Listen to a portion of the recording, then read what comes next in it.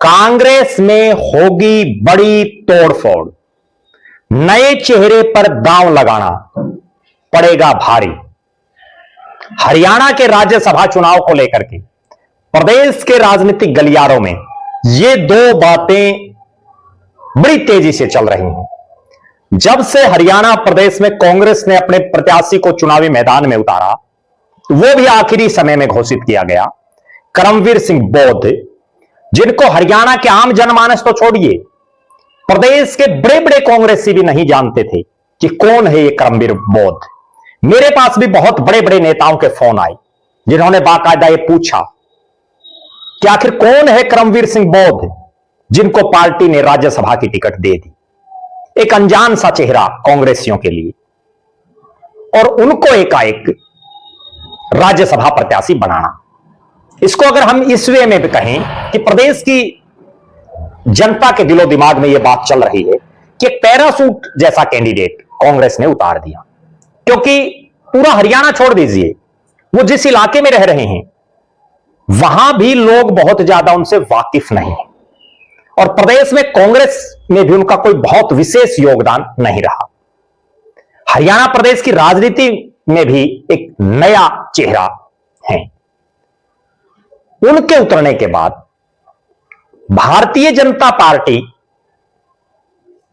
ने जो संजय भाटिया को चुनावी मैदान में उतारा, राजनीतिक अच्छा खासा अनुभव, संगठन का बड़ा अनुभव, खुद सांसद रह चुके, और दूसरे जो प्रत्याशी आए जो निर्दलीय हैं, सतीश नांदल, जिनको राजनीति का बहुत लंबा चौड़ा अनुभव, खुद चुनाव लड़ने का अनुभव, चुनाव लड़वाने का अनुभव, चुनाव जितवाने का अनुभव, संगठन के बहुत बड़े खिलाड़ी, चाहे इंडियन नेशनल लोकदल में जिला प्रधान के तौर पर अपनी सेवाएं दी हों, या भारतीय जनता पार्टी में प्रदेश के उपाध्यक्ष के तौर पर जिस मजबूती से वो लगे हुए हैं, हर कोई जो है उनकी दाद देता है। पूरे हरियाणा में इस तरह की चर्चाएं हैं कि कांग्रेस में बड़ी तोड़फोड़ होगी और नए चेहरे पर भारी पड़ेगा अनुभव। नया चेहरा मीन्स करमवीर सिंह बौद्ध, जो राजनीति में कोई पुराने खिलाड़ी नहीं है, कोई एक्सपीरियंस लंबा चौड़ा नहीं है। यहां तक कि मैं ये बात भी बड़े दावे के साथ कह सकता हूं कि उनको टिकट मिलने से पहले हो सकता है कांग्रेस के जो 37 विधायक हों जिनका वोट उनको चाहिए, उनमें से भी बहुत से ऐसे मिलेंगे जो उनको जानते नहीं मिलेंगे। यह बड़ी गजब बात है। और सतीश नांदल एक ऐसा चेहरा जिनको आप बीजेपी छोड़ो, कांग्रेस छोड़ो, इनेलो और जेजेपी छोड़ो, प्रदेश का जो आम जनमानस है, जिनकी राजनीति में थोड़ी सी भी रुचि है, वो भी जानते मिलेंगे कि कौन है सतीश नांदल, क्योंकि समाज सेवी के साथ साथ एक बड़े व्यावसायिक व्यक्ति और एक बड़े राजनेता के तौर पर उनको जाना जाता है। अब चूंकि चुनाव अभी धीरे धीरे शुरू हो रहा है, नॉमिनेशन के बाद स्क्रूटनी, उसके बाद अब असली माहौल जो है अगले कुछ घंटे बाद चलेगा इस इलेक्शन का, क्योंकि विधानसभा का सत्र शुरू हो जाएगा, जो बीच में ब्रेक आ गया था शनिवार और रविवार की छुट्टी के बाद।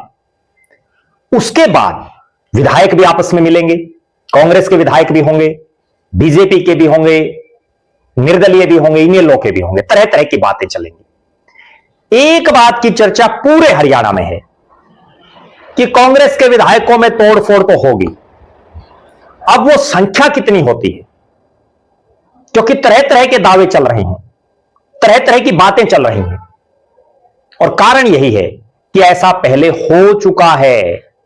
और अब जो कांग्रेस के विधायक हैं, ये भी एक बड़ी गजब बात है, जिनके नाम राजनीतिक गलियारों में चल रहे हैं, इनसे बड़े बड़े नेता कांग्रेस प्रत्याशी के बजाय दूसरे के साथ आ चुके हैं। उससे आप अंदाजा लगा सकते हैं, चाहे सुभाष चंद्रा वाला इलेक्शन हो और चाहे कार्तिकेय शर्मा वाला, कांग्रेस के समर्थित प्रत्याशी या कांग्रेस के ही प्रत्याशी की बजाय उन्होंने निर्दलियों को सपोर्ट करना बेहतर समझा। आज जो 37 विधायक हैं कांग्रेस के, उनमें से बहुत से फर्स्ट टाइमर हैं। बहुत से विधायकों के प्रति इस तरह की चर्चाएं चल रही हैं कि कांग्रेस की टिकट पर ये अगली बार नहीं जीत पाएंगे। अब से पहले चल रही है चर्चाएं।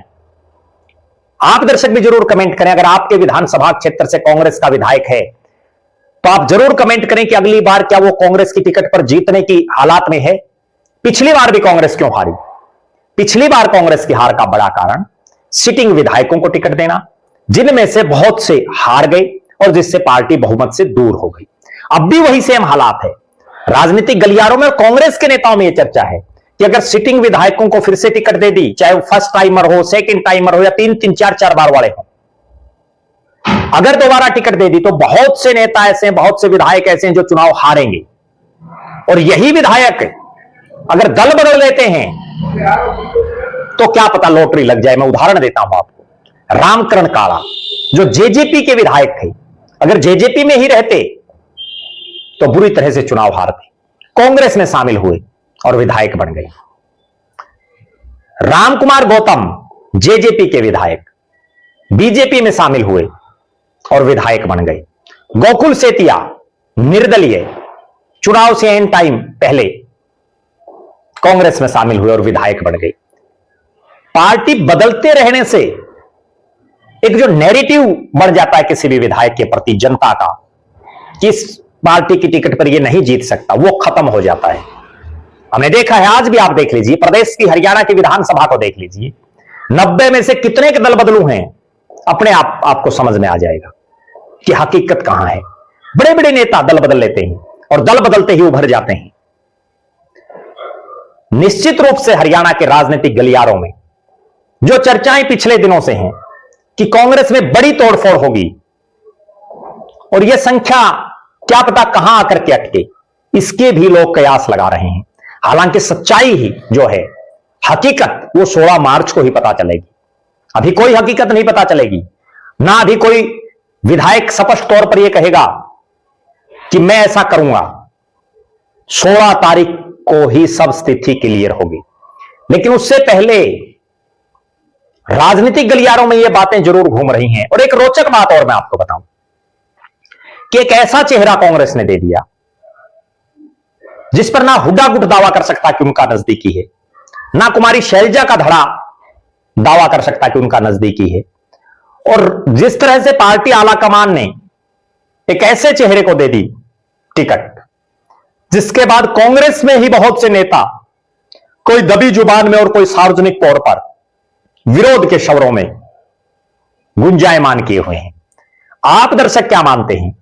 अभी तो सतीश नांदल जो मैनेजमेंट के बहुत बड़े खिलाड़ी हैं, जिनके पास अपने साथियों की एक बहुत बड़ी मजबूत टीम है, वो अभी तो फील्ड में सही रूप से उतरे नहीं हैं।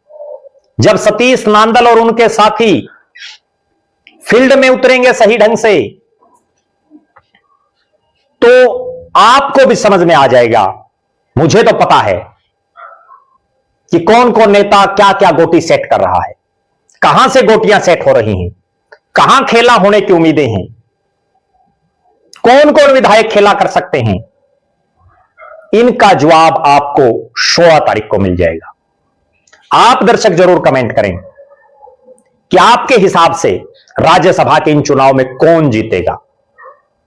आप जरूर कमेंट करें कि नए चेहरे पर क्या अनुभव भारी पड़ेगा, क्या कांग्रेस में होगी तोड़फोड़, क्या कांग्रेस के विधायक